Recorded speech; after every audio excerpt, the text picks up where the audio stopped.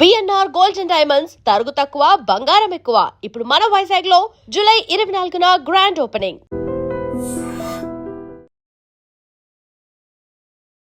మన దేశ జెన్జీ, మన దేశ యువత అనుకున్నది సాధించారు. ఏదైనా పట్టు బిగిస్తే దాన్ని సాధించే వరకు వదిలిపెట్టరు అనటానికి ఈయన రాజీనామాని నిదర్శనం. ఎస్, విద్యాశాఖ మంత్రి, కేంద్ర విద్యాశాఖ మంత్రి ధర్మేంద్ర ప్రధాన్ తనంతటి తానే రాజీనామా చేశాడు. రాజీనామా చేయాల్సినటువంటి పరిస్థితి వచ్చింది. జెన్జీ చేసినటువంటి ఈ ఆందోళన, ఈ ఉద్ధృతికి వాళ్ళు తీవ్రంగా లాఠీ దెబ్బలు తిన్నా సరే వర్షాన్ని, ఎండను సైతం లెక్క చేయకుండా దేశం నలుమూలల నుంచి జంతర్ మంతర్కు వచ్చినటువంటి ఆ జెన్జీ యువత సాధించినటువంటి విజయం, వాళ్ళ ప్రధాన డిమాండు విద్యాశాఖ మంత్రి రాజీనామా చేయాల్సిందే అని చెప్పి చాలా ఘంటాపథంగా, చాలా గట్టిగా నిలబడ్డారు. దేశంలో ప్రతిపక్ష పార్టీ ఏది కూడా జంతర్ మంతర్ దగ్గర ఆందోళన చేసి విజయం సాధించాల. యువత, ఓన్లీ యూత్. అసలు పార్టీ నిర్మాణమే లేనటువంటి కాక్రోచ్ జనతా పార్టీ ఆధ్వర్యంలో మొదలైనటువంటి ఈ నిరసనలు యువత మద్దతుతో, దేశంలో ఉన్నటువంటి పెద్ద ఎత్తున యువత మద్దతుతో ఇది సాధ్యమైందని చెప్పాలి. ఎంత నాటకీయత జరిగింది, ఎంత డ్రామా జరిగింది. ఇది మొత్తం యూత్, కొంతమంది అసాంఘిక శక్తులు జంతర్ మంతర్ దగ్గర చొరబడిపోయి ఈ విధంగా అన్రెస్ట్ క్రియేట్ చేశారు. అంత సీరియస్నెస్ ఏమీ లేదు, 2 రోజులు జంతర్ మంతర్ దగ్గర కూర్చుని వెళ్ళిపోతారులే అని కేంద్ర ప్రభుత్వం భావించిందేమో. కానీ అలాంటి పరిస్థితి లేదు అక్కడ. మన దేశంలో ఉన్నటువంటి యువతలో ఉన్నటువంటి అసంతృప్తి జంతర్ మంతర్ దగ్గర కళ్లకు కట్టినట్టు కనిపించింది. అభిజిత్ దీప్కే అండ్ కోకి తోడుగా, అంటే సీజేపీకి తోడుగా పర్యావరణ ఉద్యమకారుడు సోనం వాంగ్చుక్ పెద్ద ఎత్తున అక్కడ జంతర్ మంతర్ దగ్గర నిరాహార దీక్ష చేశాడు.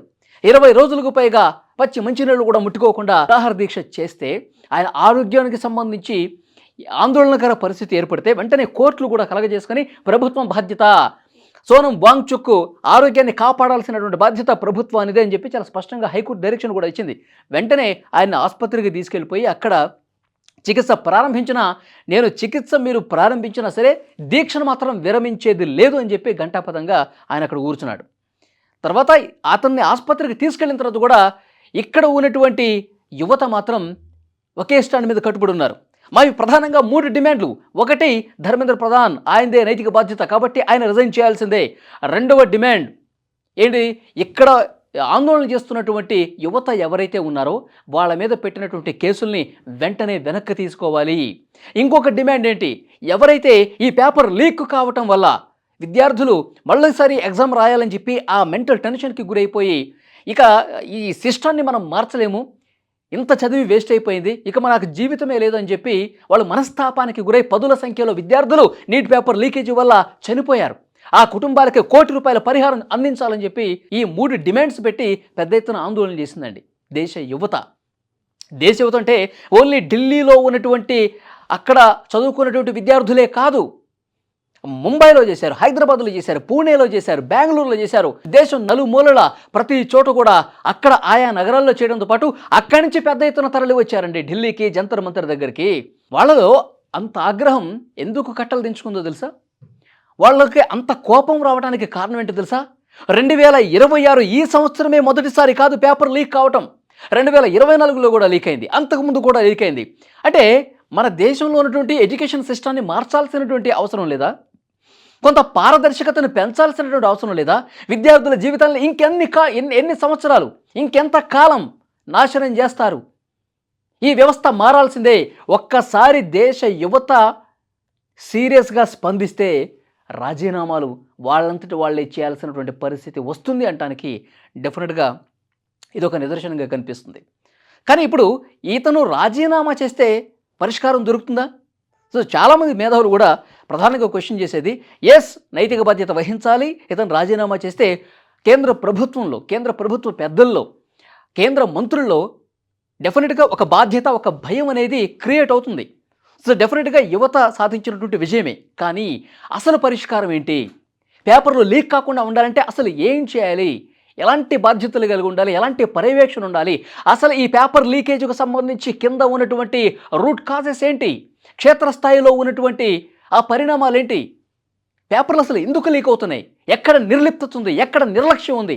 దీన్ని కదా అడ్రస్ చేయాల్సినటువంటి అవసరం ఉంది. సో డెఫినెట్గా ఇవాళ ఒక కేంద్ర మంత్రి రాజీనామా చేశాడు, అతని ప్లేస్లో ఇంకొక వ్యక్తి వస్తాడు. అతని తర్వాత ఇంకో ప్రభుత్వం మారుతుంది అనుకోండి, మనుషులు మారుతారు, ప్రభుత్వాలు మారుతారు, కానీ సిస్టమ్ మాత్రం ఇలాగే ఉంటే ఎంత ఉద్యమం చేసినా ఏం సాధించినా ఏంటి ఉపయోగం? కాబట్టి డెఫినెట్గా సిస్టంలో మార్పు రావాలి. సిస్టంలో మార్పు రావాలంటే పాలకుల్లో నిజాయితీ అనేది ఉండాల్సినటువంటి అవసరం ఉంది. సో డెఫినెట్గా కాబట్టి వరుసగా పేపర్లు లీకు అంటే ఈ కార్పొరేట్ విద్యా సంస్థలు ఒక మాఫియాగా ఏర్పడి కోట్ల రూపాయలు వెదజల్లి పేపర్లు లీకేజీలు చేసి తమ స్టూడెంట్స్ మాత్రమే గొప్ప విజయాలు సాధిస్తున్నారు, దేశంలో నెంబర్ 1 ర్యాంకులు సాధిస్తున్నారని చూపించుకోవటం కోసం ఒక మాఫియా పనిచేస్తున్నది మాత్రం వాస్తవం. కాబట్టి ఆ మాఫియాని కూకటి వేళ్లతో పెకిలించినప్పుడే వ్యవస్థ అనేది బాగుపడుతుంది. కార్పొరేట్ వ్యవస్థలో వేళ్ళూనుకుపోయినటువంటి ఆ జాడ్యాన్ని తొలగించినప్పుడే విద్యా వ్యవస్థలో నిజమైన మార్పు కనిపిస్తుంది. సో డెఫినెట్గా ఆ మార్పు రావాలంటే ముందుగా మార్పు ఇక్కడి నుంచే ప్రారంభం కావాలి. అందుకే యువత చేసింది 100కి 100% కరెక్టు. వాళ్ళు ఆందోళన చేశారు. ఇప్పుడు జంతర్ మంతర్ దగ్గర ఏ ఒక్కడు వచ్చి ఆందోళన చేయలేదండి. అసలు యువతలో అసలు ఉద్యమమే రాలేదు, ఒక పోరాటమే చేయలేదు అనుకోండి, మునుపట్లాగా ఏంటి ఏం చేస్తారు? మళ్ళీ నెక్స్ట్ లీక్ అవుద్ది. ఏమవుతుందిలే, ఏముంది, ఏదైనా పేపర్ లీక్ అయితే ఒక సిట్ వేస్తారు, సిబిఐతో విచారణ జరిపిస్తారు, పలానా వ్యక్తి దోషి, అతన్ని జైలు పంపించేసాం, అంతే. మళ్ళీ పేపర్ లీక్ అయింది, మళ్ళీ చర్యలు అంటారు. అలా కాకుండా దేశంలో ఉన్నటువంటి యువత భవిష్యత్తు బాగుండాలంటే నిజంగా సిస్టంలో మార్పు రావాల్సిందే. అది యువత తీసుకొచ్చింది. ఎందుకంటే కేంద్ర ప్రభుత్వం కూడా ఒక భయపడే పరిస్థితి ఉంది. ఎందుకంటే నేపాల్లో పరిస్థితులు మనం చూసాం, అక్కడ కూడా ప్రభుత్వాలు కూలిపోవటానికి, బంగ్లాదేశ్లో పరిస్థితులు మనం చూసాం, శ్రీలంకలో పరిస్థితి మనం చూసాం. అంటే పాలకులు భయపడే పరిస్థితి క్రియేట్ అవుతుంది. పాలన సరిగా లేకపోతే, యువత ఆకాంక్షలు సరిగా పట్టించుకోకపోతే, దేశ భవిష్యత్తుకు అనుగుణంగా నిర్ణయాలు తీసుకోకపోతే, యువత మునుపటి యువత కాదండి, జెన్జీ యువత, మొత్తం టెక్నాలజీని అందిపుచ్చుకున్నటువంటి యువత, సోషల్ మీడియాలో ఎప్పుడూ యాక్టివ్గా ఉండే యువత, మాకేం కావాలో ప్రభుత్వాలతో అడిగి మరీ, అవసరమైతే బలప్రయోగం చేసి మరీ తమకి కావాల్సింది, తమకు నచ్చింది చేయించుకునేటువంటి, అది తమ హక్కుగా భావించి పోరాటం చేసే జెన్జీ యువత ప్రస్తుతం ప్రతి దేశంలో అన్నీ గమనిస్తూ ఉంది. యువత మనసులో నిజంగా ఒక బీజం ఏర్పడితే, యువతలో ఒక సీరియస్నెస్ ఉంది అని ప్రభుత్వానికి కూడా తెలుసు. అందుకే అర్ధరాత్రి సమయంలో ప్రధానమంత్రి మోదీ గారు వీడియో పెట్టాల్సిన అవసరం ఏముందండి? అర్ధరాత్రి సమయంలో రెండో వీడియో రిలీజ్ చేయాల్సినటువంటి అవసరం ఏముంది? వెంటనే ఒక బిల్లు తీసుకొచ్చేసి ఇంకా చాలా కఠినమైనటువంటి చర్యలు తీసుకుంటామని చెప్పాల్సిన అవసరం ఏముంది? ఫాస్ట్ ట్రాక్ కోర్టులు పెట్టాల్సిన అవసరం ఏంటంటే, యువత ఆలోచనలకు అనుగుణంగా యువతతో పెట్టుకుంటే ఎవరైనా సరే తల దించాల్సిందని చెప్పి అగ్రనేతలకు కూడా అర్థమైపోయింది. కాబట్టి హుటాహుటిన చర్యలు తీసుకున్నారు. డెఫినెట్గా మన దేశ యువత సాధించారు. డెఫినెట్గా ఈ ఒక్క విషయంలోనే కాదు, ప్రభుత్వాలు వక్ర మార్గంలో పోతున్న ప్రతి సందర్భంలో యువత ఇదే విధంగా స్పందించాలని మేధావులు కోరుతున్నటువంటి పరిస్థితి ఉంది. దేశ జెన్జీకి హ్యాట్స్ ఆఫ్ చెప్పాల్సినటువంటి అవసరం ఉంది. ఇది కేవలం వాళ్ళు మాత్రమే సాధించినటువంటి విజయంగా చూడాల్సిన అవసరం ఉంది.